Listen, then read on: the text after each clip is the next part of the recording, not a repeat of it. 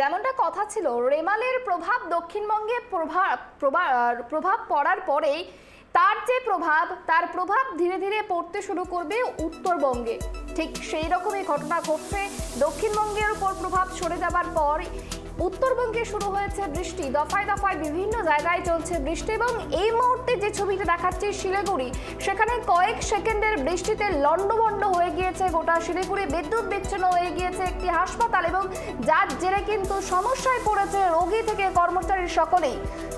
এই বিষয় নিয়ে আমরা কথা বলবো, আমাদের সঙ্গে সরাসরি লাইভে রয়েছে ঋষি, আমাদের প্রতিনিধি, তার সঙ্গে কথা বলার চেষ্টা করবো। ঋষি, দেখো কয়েক সেকেন্ডের বৃষ্টিতে লন্ডভন্ড গোটা শিলিগুড়ি এবং হাসপাতালে বিদ্যুৎ বিচ্ছিন্ন, ঠিক কি পরিস্থিতি এই মুহূর্তে, কি জানা যাচ্ছে?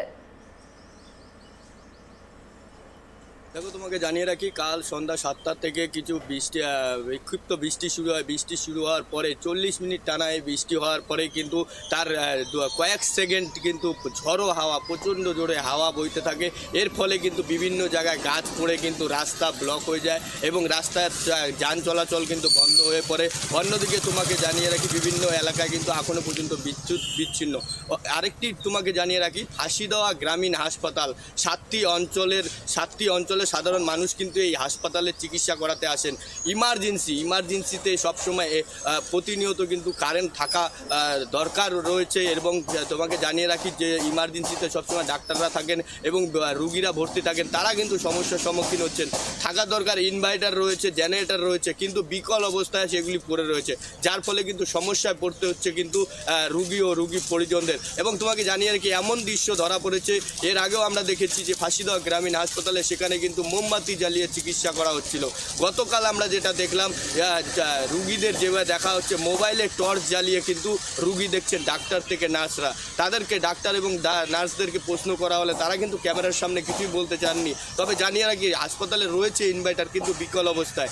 জেনারেটর রয়েছে, তার কিন্তু কোনো মেরামতি হয়নি। এখনও পর্যন্ত কিন্তু হাসপাতালে কিন্তু বিদ্যুৎ বিচ্ছিন্ন। সাধারণ মানুষের মধ্যে প্রশ্ন উঠছে, একটি এত বড় হাসপাতাল, সেই হাসপাতালে কেন বিদ্যুৎ পরিষেবা ঠিকমতো নেই বা ইমার্জেন্সির কোনো ব্যবস্থা নেই, তা নিয়ে কিন্তু প্রশ্ন উঠতে শুরু করেছে। রোগীর পরিজনেরা যারা রয়েছেন তারাও কিন্তু বাইরে বা গরমের মধ্যে ভিতরে থাকতে পারছেন না, যার ফলে কিন্তু বাইরে এসে দাঁড়িয়েছেন। তবে এত বড় একটি হাসপাতাল, তার কেন এত অবহেলা? কর্তৃপক্ষ কেন সে এই পিছনে কেন দেখছেন না? অন্যদিকে এই বিষয়ে যখন হাসপাতালের যে আধিকারিক রয়েছে ডাক্তার অনুরূপ দাস, তার সাথে যখন আমরা কথা বলি, তিনি কিন্তু জানান যে আর কিছুক্ষণের মধ্যেই সেই জেনারেটর যে রয়েছে সেই জেনারেটরকে ঠিক করে তোলা হবে। কিন্তু এখনও পর্যন্ত 24 ঘন্টা, প্রায় 12 ঘন্টা হয়ে গেল, এখনও পর্যন্ত কিন্তু বিদ্যুৎ পরিষেবা কিন্তু আসেনি হাসপাতালে। এই নিয়ে কিন্তু বিভিন্ন মহলে কিন্তু প্রশ্ন উঠছে। সুবর্ণা, একেবারে ঋষি, দেখো আরো একটি বিষয় যেটা জানতে চেষ্টা করবো, যে হাসপাতালে বিদ্যুৎ বিচ্ছিন্ন রয়েছে, ইনভার্টার থাকা সত্ত্বেও সেখানে সেই ইনভার্টার বিকল, সেক্ষেত্রে হাসপাতাল কর্তৃপক্ষ কেন নীরব রয়েছে, কেন কিছু বলছে না? একটা হাসপাতালে যদি বিদ্যুৎ না থাকে বিভিন্ন রকমের সমস্যার সম্মুখীন হতে পারে। যেখানে এমার্জেন্সি রোগীরা রয়েছে, পেশেন্টরা যাচ্ছে, তাদের ট্রিটমেন্ট দরকার, সেখানে বিদ্যুৎ বিচ্ছিন্ন, কেন নীরব হাসপাতাল কর্তৃপক্ষ? দেখো, এই নিয়েই তো প্রশ্ন উঠছে কেন নীরব রয়েছে। এখনও পর্যন্ত কিন্তু হাসপাতালে কিন্তু ইলেকট্রিক কারেন্ট আসেনি বা জেনারেটারও কিন্তু ঠিক করা হয়নি। অন্যদিকে যখন আমরা ডাক্তার বিএমও যিনি রয়েছেন ব্লক আধিকারিক, স্বাস্থ্য আধিকারিক ব্লকের, তার সাথে যখন আমরা ফোনে কথা বলি, তিনি জানান যে হাসপাতালে যারা কর্মীরা রয়েছে তারা এই বিষয়ে কিন্তু বলতে পারবেন না। টেকনিক্যাল বিষয়, এই বিষয়ে তিনি জানিয়েছেন যে টেকনিশিয়ান আসবে, সেই টেকনিশিয়ান এসে ঠিক করবে। তবে কখন ঠিক হবে বা ইমার্জেন্সিতে কখনই বা অন্ধকারের মধ্যে যারা ডাক্তাররা বা যারা গর্ভবতী মায়েরা রয়েছে তাদেরকে যদি ওটিতে বা কোনো জায়গায় ঢোকানো হয়, সে বিষয়ে সেই দিকে কিন্তু যারা আধিকারিকরা রয়েছে তারা কিন্তু নীরব রয়েছে এবং ডাক্তাররা এবং নার্সরা কিন্তু নিরুপায় হয়ে কিন্তু তারা কিন্তু চিকিৎসা চালিয়ে যাচ্ছে হাসপাতালে। একেবারে বিদ্যুৎ দপ্তরের পক্ষ থেকে কোনো রকম অভিযোগ জানানো হয়েছে? সেই বিদ্যুৎ দপ্তরে সেখানে কোনো রকম অভিযোগ জানানো হয়েছে হাসপাতালের পক্ষ থেকে যে কেন এতক্ষণ পর্যন্ত বিদ্যুৎ বিচ্ছিন্ন একটি হাসপাতাল, যেখানে এতগুলো রোগী রয়েছে, যেখানে চিকিৎসা চলছে, যেখানে সবসময় থাকার প্রয়োজন বিদ্যুৎ, সেখানে বিদ্যুৎ বিচ্ছিন্ন? অভিযোগ জানানো হয়েছে বিদ্যুৎ দপ্তরে?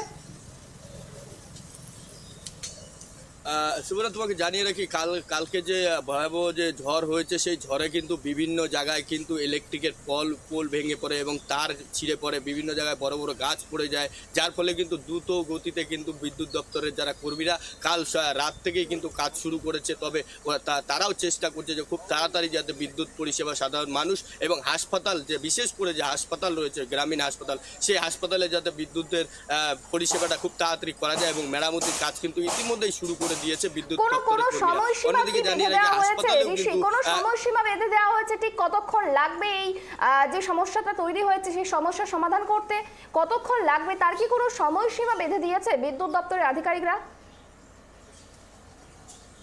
দেখো, বিদ্যুৎ দপ্তরের আধিকারিকদের সাথে আমরা মৌখিকভাবে যে কথা বলেছি তারা জানিয়েছেন আজ সারাদিন এই কাজ, মানে বিদ্যুৎ ঠিক করতে যে তার ফার যা রয়েছে পোল, সেগুলিকে মেরামত করতে কিন্তু তাদের আজ সারাদিন লেগে যাবে এবং বিশেষ করে হাসপাতালে তারা আগে প্রথমে জোর দিচ্ছে হাসপাতালে বিদ্যুৎ পরিষেবা যাতে খুব তাড়াতাড়ি চালু করা হয়।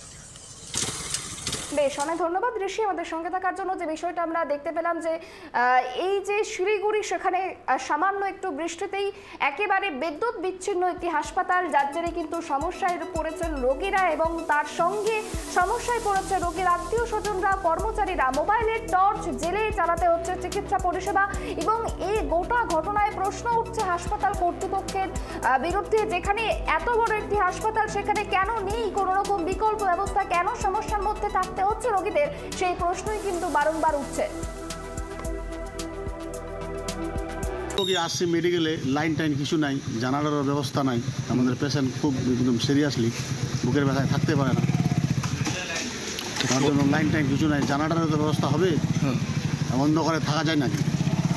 রিপোর্টটা যখন নিচ্ছেন, রিপোর্টটা সম্পূর্ণ নিতে হবে, আমি সেটা নিয়ে বলে দিই আপনাকে কি হয়েছে। ঘটনা হচ্ছে আমাদের জেনারেটরের যে ব্যাপারটা আছে, জেনারেটর তো একটা বড় মেশিন, সেই মেশিনটা চলছে, হ্যাঁ, সেই মেশিনটা চলাকালীন সাডেনলি স্টপ হয়ে যায় কোনো কারণে। এবার ইঞ্জিনিয়ারকে সেটা জানানো হয়, ইঞ্জিনিয়ার রাতারাতি এখন এটাকে ঠিক করেছে, আবার চালিয়েছে, কিন্তু দেখা যাচ্ছে মেশিনের কোনো ফল্টের জন্য অথবা আবার সাডেনলি ওটা বন্ধ হয়ে যাচ্ছে। এই অবস্থায় তো মেশিনের উপর আমরা নির্ভর, আর ইনভার্টার ব্যাকআপও আছে, ইনভার্টার মেশিনটাও চলছে, কিন্তু কোনো কারণে সেই সার্ভিসটা যে রয়েছে সেটা তো টোটালটা ইঞ্জিনিয়ারিং সেকশনে আছে, আমরা তো টেকনিক্যাল পার্সন নই যে সাডেনলি এটাকে ঠিক করে আনতে পারবো। আমাদের দিক থেকে আমরা সম্পূর্ণ চেষ্টা লাগিয়ে যাচ্ছি এবং এটা চেষ্টা হচ্ছে যে এটা ঠিক হয়ে যাবে কিছুক্ষণের মধ্যে। কিন্তু যারা স্টাফরা নাইটে ডিউটি রয়েছে তারা বলছে যে ইনভার্টারের ব্যাটারি কোনো কাজই করছে না, ব্যাটারিগুলিকে নিয়ে না, ওদের থেকে আপনি আনসারটা না নেওয়াই ভালো, কারণ ওরা তো জানে না সম্পূর্ণ ব্যাপারটা। ইনভার্টারের ইস্যুটা যেটা রয়েছে, ইনভার্টার অবশ্যই ভালো কোয়ালিটির আমরা দিয়ে রেখেছি, কিন্তু মেশিনারি কোনো সময় ব্রেকডাউন করলে সেটার তো আমাদের কাছে কোনো আনসার নেই, ওটা কনসার্ন এজেন্সি যাদেরকে দেওয়া আছে তারাই এটাকে ঠিক করবে। হ্যাঁ, কিন্তু আপাতত জেনারেটর ব্যাকআপটা যেহেতু রয়েছে, জেনারেটর ব্যাকআপটা ইম্পর্টেন্ট এবং জেনারেটরের কাজ চলছে, আশা করছি ঠিক হয়ে যাবে। স্যার, কতক্ষণ সময় লাগতে পারে বলে মনে করা হচ্ছে? মানে এটা তো আনসার্টেন, 5 মিনিটও হতে পারে, 10 মিনিটও হতে পারে, টাইমও বেশি লাগতে পারে। কিন্তু স্যার আদারওয়াইজ রান করছে, মেশিন রান করছে, কিন্তু মেশিন কেন সাডেন অফ হচ্ছে সেটা কেউ জানতে পারছি না। কিন্তু স্যার আগে আমরা যেটা দেখেছিলাম যে ফাঁসিদহ গ্রামীণ হাসপাতাল যেটা রয়েছে, গ্রামীণ হাসপাতালে এখানে ইমার্জেন্সিতে এনি টাইম ইলেকট্রিসিটি থাকা দরকার এবং ইনভার্টার থাকা দরকার, সেই হিসাবে ঝড়ে তো আমাদের ক্ষয়ক্ষতি হয়েছে, আমাদের ক্ষয়ক্ষতিগুলো তো আপনাকে রিপোর্ট করতে হবে নাকি? আপনি যে ক্ষয়ক্ষতিগুলো বলছেন, আমারও তো ক্ষয়ক্ষতি হয়েছে। হ্যাঁ, এখানে গাছ ভেঙে পড়ে গেছে, 11,000 কিলোভোল্টের যে তার রয়েছে তাতে পড়ে গেছে। ন্যাচারালি আমাদের হসপিটালের জন্য আমার যেটুকু করণীয় আমরা সে সব করেছি। আমাদের হসপিটালের জন্য আলাদা ট্রান্সমিটারও স্টেশন ম্যানেজার বরাদ্দ করে সব আমাদের এখানে ইনস্টল করে রেখেছে, ডিপার্টমেন্ট তো সেটা পেমেন্ট করেছে, বুঝতে পারছেন? এইখানে আলাদা ট্রান্সমিটার কেন বসানো হয়েছিল? যাতে কোনো দুর্যোগ হলে হসপিটালকে সাফার করতে না হয়। কিন্তু সেই মানে ন্যাচারাল মিস ফরচুনের জন্য, ন্যাচারাল একটা ইনসিডেন্সের জন্য সেখানে গাছ ভেঙে পড়ে হচ্ছে আবার 11,000 ভোল্টের উপরেই, আর সেই গাছটা দূরে ছিল, কোনো কারণে বড় ঝড়ের জন্য সেটা উল্টে পড়েছে 11,000 কিলোভোল্টের তারের উপর। তাহলে সেখানেও তো কারেন্টটা তো আমার ওখানে যাবেই, যাওয়ার কথা না, সেটা চলে গেছে। অন্যদিকে স্যার একটি অভিযোগ রয়েছে যে যারা পেশেন্ট পার্টিরা ভর্তি রয়েছে হাসপাতালে ইমার্জেন্সিতে, তারাও অভিযোগ করছে তারা অনেকটা অসুবিধার সম্মুখীন হচ্ছেন, সে বিষয়ে কি বলছেন? হ্যাঁ, একটু ধৈর্য রাখতে হবে, একটু ধৈর্য রাখতে হবে, আমরাও চেষ্টা করছি। আমরাও সবসময় এটা নিয়ে ফোন করেও যাচ্ছি, জানার চেষ্টা করছি যে আর কি বেটার করা যায়, কিন্তু একটু ধৈর্য রাখতে হবে।